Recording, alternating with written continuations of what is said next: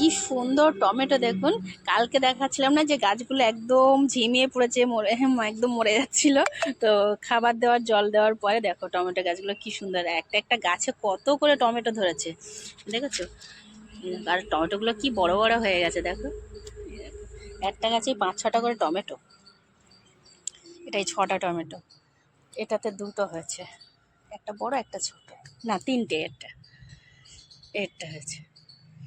তো আর একটা গাছে এই দেখো বেগুন গাছগুলো দেখেছো কি সুন্দর, বেশ ভালো লাগছে। আর এই গাছটায় আবার বেগুন ফুল এসছে।